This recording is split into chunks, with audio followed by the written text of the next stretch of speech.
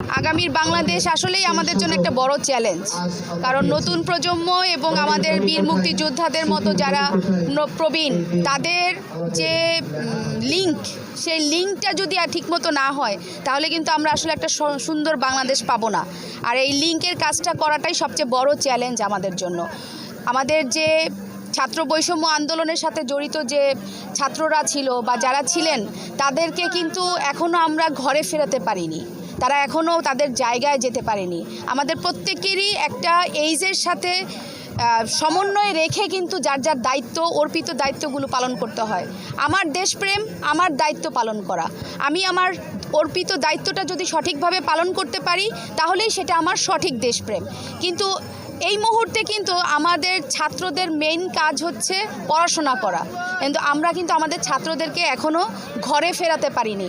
এখনও তারা সংক্ষুব্ধ, এখনও তাদের মনে অনেক প্রশ্ন, তাদের অনেক দাবি দেওয়া।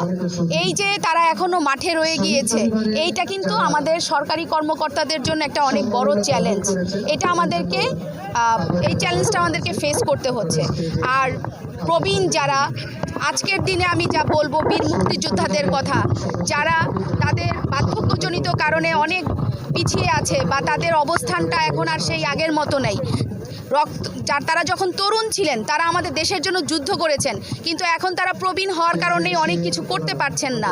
তাদের যে মতামত, তাদের চেতনা, সেই চেতনাকে তরুণ প্রজন্মের চেতনার সাথে লিঙ্ক করতে হবে এবং সমন্বয় করেই আমরা কিন্তু একটা নতুন সুন্দর বাংলাদেশ গঠন করতে পারবো।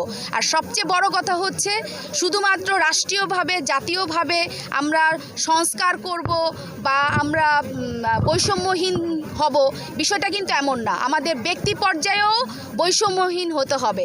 আমাদের জন্মগতভাবে, পারিবারিকভাবে প্রত্যেকটা ঘরে ঘরে আমাদের কিন্তু ছোট ছোট বৈষম্যগুলো থেকে যায়। আমাদের ছেলে মেয়ের মধ্যেও আমরা বৈষম্য করি। এই যে ছোট ছোট বৈষম্যগুলো, এটাও যদি আমরা দূর না করতে পারি তাহলে বৃহৎ ক্ষেত্রে আমরা কিন্তু আমাদের বৈষম্যগুলো দূর করতে পারবো না। এখন আমাদের সামনে সবচেয়ে বড় চ্যালেঞ্জ জনগণের আস্থা অর্জন এবং বৈষম্যহীন একটি বাংলাদেশ গঠন করা। এটাই হচ্ছে আমাদের মূল বক্তব্য। দেখেন, আমরা এখন একটি অন্তর্বর্তী সরকারে আছি এবং আমি একজন অন্তর্বর্তী সরকারের প্রতিনিধি হিসাবেই কেরানীগঞ্জে অবস্থান করছি। সরকারের একজন কর্মকর্তা কর্মচারী হিসেবে আমাদের সরকারি নির্দেশনা অনুযায়ী আমরা কাজ করব।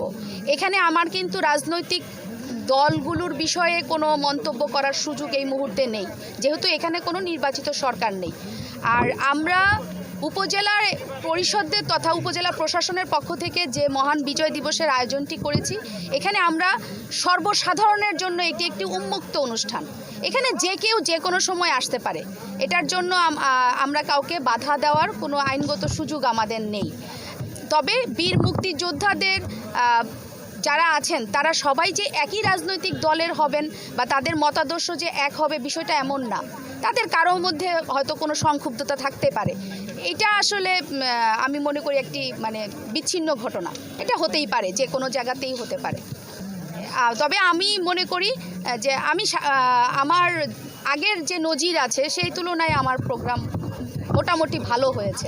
এখন সেটা আপনারা বলতে পারবেন। আমি স্টেজ থেকে করতালির মাধ্যমে মনে হয় আপনাদের মনে হয় ইনফরমেশনটা ভুল হচ্ছে কোথাও।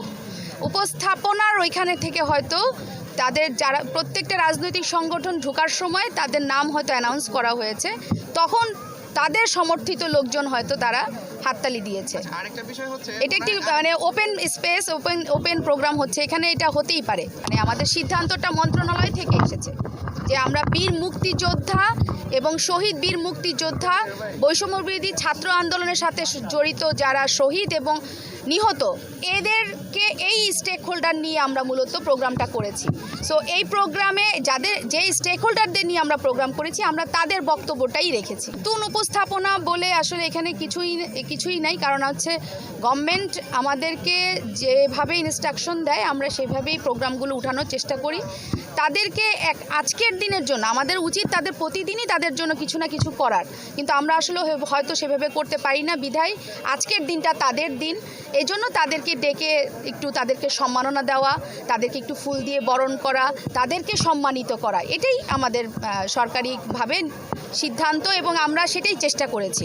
এটা আসলে ওইভাবে স্পেসিফিক কোনো এরকম কোনো বিষয় না যে বাধ্যকতা। এটা আপনি এক এক উপজেলায় এক এক জেলায় এক একভাবে এটা পালন করা হচ্ছে, যার যার সামর্থ্য থেকে সে করছে। আপনারা সবাই এসেছেন আমাদের প্রোগ্রামে, এই জন্য আপনাদের সকলকেও ধন্যবাদ আবার।